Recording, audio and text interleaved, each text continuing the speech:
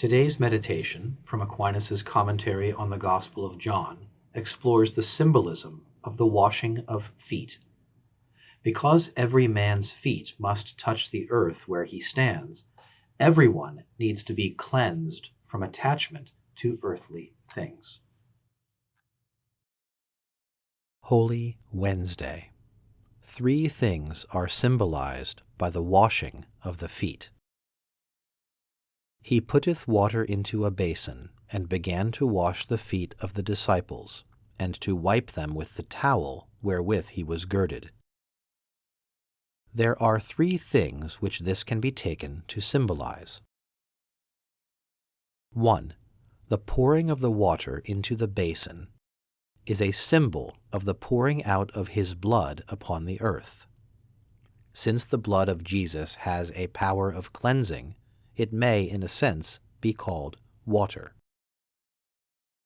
The reason why water, as well as blood, came out of his side was to show that this blood could wash away sin. Again, we might take the water as a figure of Christ's passion. He putteth water into a basin, that is, by faith and devotion, he stamped into the minds of faithful followers the memory of his passion. Remember my poverty and transgression, the wormwood and the gall. 2. By the words, and began to wash, it is human imperfection that is symbolized. For the apostles, after their living with Christ, were certainly more perfect, and yet they needed to be washed. There were still stains upon them. Here we are made to understand that no matter what is the degree of any man's perfection, he still needs to be made more perfect still. He is still contracting uncleanness of some kind to some extent. So in the book of Proverbs we read, "Who can say, my heart is clean, I am pure from sin?"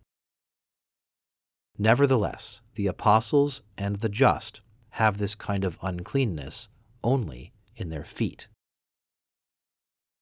There are, however, others who are infected not only in their feet, but wholly and entirely. Those who make their bed upon the soiling attractions of the world are made wholly unclean thereby. Those who wholly, that is to say, with their senses and with their wills, cleave to their desire of earthly things, these are wholly unclean. But they who do not thus lie down, they who stand, that is, they who, in mind and in desire, are tending towards heavenly things, contract this uncleanness in their feet. Whoever stands must necessarily touch the earth at least with his feet. And we too in this life, where we must, to maintain life, make use of earthly things, cannot but contract a certain uncleanness, at least as far as those desires and inclinations are concerned, which begin in our senses. Therefore our Lord commanded his disciples to shake off the dust from their feet. The text says, he began to wash, because this washing away on earth of the affection for earthly things is only a beginning. It is only in the life to come that it will be really complete.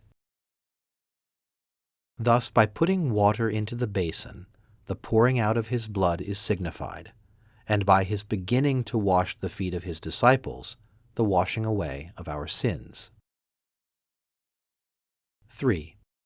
There is symbolized finally our Lord's taking upon him the punishment due to our sins. Not only did he wash away our sins, but he also took upon himself the punishment that they had earned.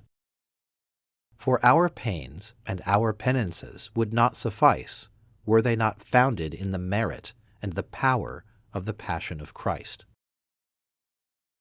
And this is shown in his wiping the feet of the disciples with the linen towel, that is, the towel which is his body.